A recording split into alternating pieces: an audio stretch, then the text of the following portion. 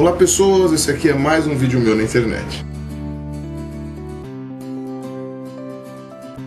Bom, esse é o meu terceiro vídeo sobre o tema criacionismo. Eu vou dar continuidade então àquilo que eu estava abordando. Primeiro eu queria fazer uma pequena retrospectiva, né? No primeiro vídeo eu abordei a questão dos mitos de criação, que são muitos, todos ao redor do mundo, sempre de origem tribal, e sobre a maneira literária que o pessoal que pesquisa essa área acaba interpretando, que é a maneira etiológica. No segundo vídeo eu falei sobre as ideias platônicas, aristotélicas, enfim, sobre o pensamento filosófico grego, que acabou auxiliando muito na gênese do pensamento cristão, né? E, bom, foi o pensamento cristão, foi a base para o criacionismo bíblico, né? Foi a base para a formação da própria Bíblia. Bom, eu também falei um pouco sobre quando que essas ideias começaram a ser mais ou menos questionadas, né? De maneira, digamos assim, em grande escala, que foram na época das grandes navegações, né? Em que você começou a ter um influxo de informação sobre o que acontecia ao redor do mundo, todos concentrados na Europa, né? E aí o pessoal que estava na Europa começou a pensar um pouquinho e falar, opa, pera lá, o mundo é muito maior do que a gente imaginava, será que as explicações que a gente dava para o mundo são suficientes para explicar esse novo conhecimento que a gente está tendo? E eu também citei que o conceito de extinção naquela época ele não existia. Não existia uma ideia de extinguir uma espécie, né? Porque isso seria uma prova da falibilidade de Deus. Deus é perfeito, ele nunca ia fazer alguma coisa para depois se arrepender ou para depois errar, enfim, ninguém acreditava nisso. E toquei os 3 pontos que foram os principais pontos do pensamento filosófico grego que foram mais difíceis de quebrar na corrente de pensamento científico moderno, que foi o essencialismo de Platão, a escala natura do Aristóteles e a ideia de teleologia, ou seja, de que tudo existe para um fim, para um porquê. Existe uma razão para tudo. Bom, então vamos continuar agora o assunto. Bom, a primeira coisa que eu queria comentar aqui é sobre o surgimento da ciência em si. Eu vou ser um pouco polêmico agora nesse ponto, mas é porque tem algumas coisas que não tem como a gente negar. Caso vocês discordem, por favor, vocês coloquem isso aqui embaixo, nos comentários, vocês façam um vídeo resposta, enfim. Bom, a ciência, na verdade, ela é um método, né? Ela é um arcabouço de ideias, né? Tem uma filosofia por trás dela, ela não é simplesmente descobrir e inventar coisas. Exatamente por ter uma bagagem de filosofia muito grande, né? A Europa teria tudo para ser o berço da ciência, né? Exatamente por uma questão da herança grega e romana. Se você for ver o mundo daquela época, você tinha muito poucos lugares que teriam uma bagagem ou um tipo de pensamento direcionado e civilizatório para poder pensar em ciência. Um dos poucos lugares do mundo daquela época que tinha condições de pensar dessa forma é a China. A maioria das grandes invenções que mudaram o mundo naquela época são de origem chinesa. Então foi o papel, a pólvora, a bússola, né? E tudo isso daí vinha para a Europa, né? Chegou na Europa através dos árabes, né? Que faziam aquele caminho da seda, né? Eles buscavam as mercadorias na China e iam vender na Europa e no Oriente Médio. Bom, então, já que os chineses tinham essa capacidade inventiva tão grande, por que é que eles não foram os pais da ciência moderna? Na verdade, tudo é uma questão de fazer a pergunta certa para você desenvolver a ciência como a gente conhece hoje. E isso, eu não conseguia encontrar nenhuma explicação que não fosse de fundo religioso. Bom, como a gente viu durante a gênese do pensamento cristão, eles usaram princípios de Platão, de Aristóteles, de Epicuro, e entre esses princípios estava obviamente a ideia de um Deus pessoal, criador, e de você ter um marco de criação, né, um ponto inicial de criação, né, a Gênese. Então, esse tipo de pensamento é bem diferente do pensamento chinês. A religião chinesa, a religião tradicional chinesa, é o taoísmo, e o taoísmo, a gente poderia dizer que seria uma religião panteísta, né, ou seja, Deus está em tudo, ele não é uma figura pessoal, né, seria o Dao lá, não sei como é que pronuncia isso, né, que seria um princípio vital, energético, que estaria em tudo que existe. O Tao, ele lida muito com opostos, né? Então é o Yin Yang, é o macho e a fêmea, é o claro e o escuro, é o alto e o baixo, sabe? Ele lida sempre com opostos. Então o taoísmo, ele não explica nada por si só. Ele sempre explica alguma coisa partindo do pressuposto do oposto. Então, nas ideias taoístas, não existe a ideia de causa e consequência. É muito difícil você ver isso. Geralmente você tem uma ideia de analogias. Você faz analogias e comparações, porque você precisa achar sempre o oposto para entender uma coisa. Ou seja, uma música é boa só quando você compara com uma ruim. Uma ideia é boa só quando você compara com uma ruim, etc. E basicamente por isso que os chineses nunca se preocuparam, ou pelo menos não têm noção de que eles tenham se preocupado em tentar explicar como as coisas acontecem, porque você não precisa explicar. A religião taoísta, ela é bastante conformista nesse aspecto, tanto que o grande sábio taoísta é aquele cara que consegue aceitar o seu destino no mundo e a forma como ele acontece, tá? A religião budista, quando chegou na China, não ajudou muito, né? Ela vinha com um conceito de negação de tudo, né? Você negava a existência de um monte de coisas e negava o desejo, tal. Então, quer dizer, a religião budista não ajudou em nada também para você mudar um tipo de pensamento chinês.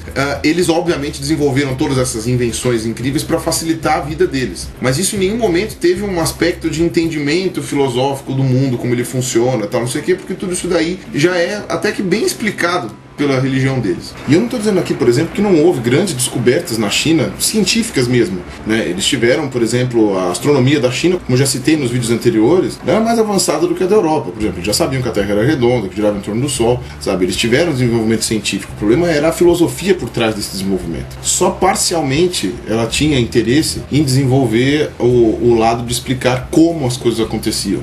Já no cristianismo, não. O cristianismo não tem isso. O cristianismo tem uma força mágica que faz tudo acontecer, e essa força mágica ela está distante da sua criação, ela não permeia a criação, né? Ela é separada dela, ela está num ponto inatingível. Foi exatamente pensando nisso que começou a ciência ocidental, que seria as pessoas tentando entender a obra de Deus, tentando explicar a obra de Deus, tentando compreender a obra de Deus, que é uma coisa que não faria o menor sentido para um chinês na época, né? E compreender a obra de Deus não implica em perguntar por quê. Por que tal coisa é assim? Por que tal coisa é assado? Perguntar por quê, claro que é importante, ninguém nunca deixou de perguntar isso. Mas o porquê, os cristãos meio que sempre tiveram. Porque sim. Porque Deus quis. Agora, o como, essa é a pergunta que é interessante. Como isso acontece? Como isso se dá? Isso são as perguntas que a ciência ocidental fazia. Por quê? Porque essas o cristianismo não respondia. Deus quis, ok. Como ele fez isso? Como ele agiu? Como ele molda o mundo? Como este tipo de coisa acontece? Isto foi o que mobilizou a ciência ocidental. Então, nesse ponto, é preciso dar a mão à palmatória de que você tem uma relevância religiosa, pelo menos filosófica, nesse aspecto da formação inicial da ciência. É claro que não foi o cristianismo sozinho que fez isso. Você já tinha esse pensamento científico brotando já desde os filósofos pré-cristãos, né, dos filósofos gregos e tal. Mas só que o cristianismo, ele usando essas ideias todas, né, ele acabou cooptando, e com o poder que ele tinha na época também, ele acabou facilitando também que aquelas pessoas que tivessem dinheiro e tempo livre, né, ficassem pensando em como que as coisas aconteceram, em como que isso foi feito, etc. No começo, as pessoas que tinham tempo livre para pensar nisso eram os próprios sacerdotes, né? Depois é que começaram a ser homens de maior riqueza, quando você começou a ter o enricamento dos burgos lá, dos comerciantes e tal. Agora, que fique claro que isso não quer dizer que o fato do cristianismo ter ajudado a construção do princípio científico moderno, isso não implica em dizer que o cristianismo está certo, que ele é a verdade revelada e que, enfim, que Deus existe ou qualquer outra coisa assim. Isso é apenas um reconhecimento histórico. Poderia ter acontecido sem o cristianismo? Poderia, exatamente porque você já tinha esses filósofos gregos pré-cristãos, poderia ter qualquer outra ferramenta que tivesse utilizado desse arcabouço, talvez pudesse ter chegado na ciência moderna. Mas no caso foi o cristianismo. Vai fazer o quê? Sabe? Agora, não necessariamente uma coisa depende da outra, né? Então, por exemplo, sei lá, os nazistas foram os primeiros a fazer campanha anti-fumo. E hoje a gente sabe que a campanha anti-fumo é certíssima. Eles foram pioneiros nisso. Isso não quer dizer que a gente tem que ser nazista. Muito pelo contrário. Ou sei lá, os ingleses descobriram a produção em série, uma maneira muito mais eficiente de fazer uma produção industrial, e nem por isso a gente precisa ser imperialista, que nem os ingleses foram naquela época da Revolução Industrial, conquistando um monte de país pobre. Sabe? O fato de alguma coisa ter acontecido através de outra não quer dizer que essa outra seja especial. Enfim, vocês entenderam. Mas eu não quero tirar o mérito do cristianismo de ter feito isso, né? Pelo menos é a maneira como eu enxergo. Bom, então eu vou dar um exemplo. Qual foi relevante trocar a pergunta do porquê para como? Eu comentei no começo do vídeo que extinção era um assunto que não existia, né? Ninguém pensava em extinção naquela época, lá pelo século XVIII. Até que o Barão de Cuvier, né? O Barão Georges Cuvier, né? Lá da França, ele foi o primeiro cara, ou pelo menos o primeiro cara relevante a propor que algum animal poderia ter sido extinto, algum animal poderia não existir mais. Isso implicaria no princípio de falibilidade de Deus, tal. As pessoas não gostavam muito dessa ideia, mas ele falou, não há outra explicação para isso. Eu vejo fósseis, eu vejo ossos petrificados de animais que não existem existem mais. O pessoal acreditava, por exemplo, quando eu encontrava algum fóssil na Europa, eu nunca vi esse bicho na vida. Logo, ele deve ainda existir, sei lá, em alguma floresta da América do Sul ou da Malásia. E aí o Cuvier falou, não, isso é besteira, esse bicho está extinto, ele não existe mais. E foi o Georges Cuvier que começou com a ideia catastrofista, ou seja, de que existiam catástrofes de tempos em tempos na história do mundo que foram eliminando algumas espécies de seres vivos. E isso daí, ele também justificou isso de alguma forma, que isso não entrava em contradição com a Bíblia, não lembro agora. E ele, obviamente, disse que uma dessas catástrofes foi o dilúvio de Noé. Então, o paradigma diluviocionista, né, podemos dizer assim, ele foi o primeiro a ser proposto para explicar o porquê das extinções dos seres vivos, por que a gente encontrava fósseis e tal. Sabe, isto é uma resposta baseada no conhecimento que eles tinham na época em que isso foi proposto. E da onde vem a ideia do dilúvio? Vem da Bíblia, né, o dilúvio de Noé. O Pedrinho do Ateu Informa, tá, eu vou deixar aqui o link do canal dele, e o R.V. Ferrer fizeram vídeos sobre esse assunto, tá? Eu ia comentar isso aqui nos meus vídeos, mas eles foram fantásticos, assim. Eu vou colocar os dois links aqui embaixo, né? O vídeo do Ateu Informa é longo, mas vale a pena ver inteiro, tá? Ele explica algumas evidências aí de como que o monoteísmo judaico se origina do politeísmo dos babilônicos e tal, que é uma coisa, inclusive, que dentro de historiografia isso é conhecido, né? Só dentro das áreas de teologia e os próprios fiéis mesmo é que não aceitam essas evidências. Mas, enfim, assista o vídeo deles que eles explicam sobre a epopeia de Gilgamesh, que mostra como que a ideia do dilúvio já estava presente nos mitos sumérios, né? E fala que, inclusive, parte dos mitos de criação judaico também já estavam presentes no Enuma Elish, que são as tabuinhas sumérias, que hoje já foram traduzidas. Então tinha a serpente que tentava para roubar a fruta da árvore da vida. Quer dizer, um monte de paralelos que dá para traçar. Eu comentei no meu primeiro vídeo que a origem dos mitos de criação judaicos eram tribais. Provavelmente só uma parte desse mito de criação judaico é realmente de origem judaica, né? Boa parte eles com certeza assimilaram dos sumérios. Aí você pode até falar, não, mas na verdade foi ao contrário, os judeus foram iluminados, na verdade os sumérios copiaram dos judeus. Não faz o menor sentido histórico, mas tudo bem, isso daí é você que acredita nisso, não tem problema. Agora, um questionamento é fato. O fato do dilúvio ter sido citado antes do Noé, o fato, na verdade, até de nem ter sido Noé a ser o cara que colocar os bichinhos dentro da arca, não é uma evidência de que o dilúvio não aconteceu. O fato de várias culturas citarem o dilúvio não quer dizer que ele não aconteceu, muito pelo contrário, você pode até dizer que, olha, é um fato tão corroborado que até as outras culturas citavam o dilúvio, tá? Não, hoje a gente sabe que o dilúvio não aconteceu por outros motivos. Acho que o mais antigo de todos os caras que pensaram sobre o dilúvio foi o Leonardo da Vinci. Ele costumava subir as montanhas da Lombardia, lá perto lá da região da Itália, lá onde ele morava lá, e as montanhas são muito altas, né, já está perto dos Alpes suíços lá, e ele via conchas fósseis, né, conchas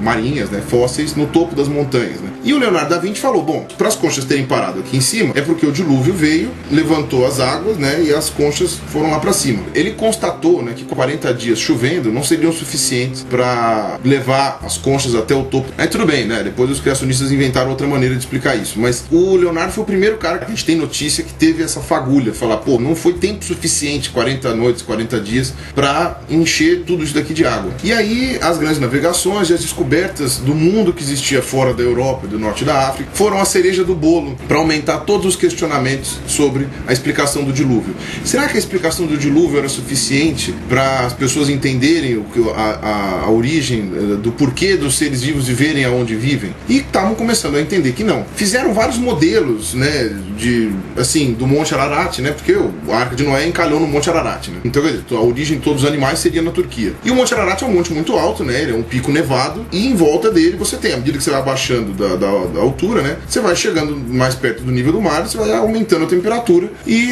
a Turquia é um dos países mais quentes do mundo, né? Então eles explicavam que todos os animais conseguiam sobreviver depois do fim do dilúvio, porque então os animais da neve viviam no topo da montanha, aí os animais que, sei lá, de clima temperado viviam no meio da montanha, os animais de clima desértico, clima quente, tropical, viviam na base da montanha. Só que isso não explicava nada, né? Isso explicava, sei lá, partindo do pressuposto de que a ideia era real, de que os bichos iam ter onde viver lá no Monte Ararat. Mas, por exemplo, os bichos que estavam no topo do Monte Ararat não tinham como atravessar para ir para outro lugar. Sabe, o urso polar, para sair lá do topo do Monte Ararat, ele teria que ir andando a Europa inteira até chegar no Polo Norte. E não tem nenhum urso polar no topo do Monte Ararat. Os pinguins teriam feito coisa muito pior, porque não tem pinguim no Polo Norte. Pinguim só existe no Polo Sul.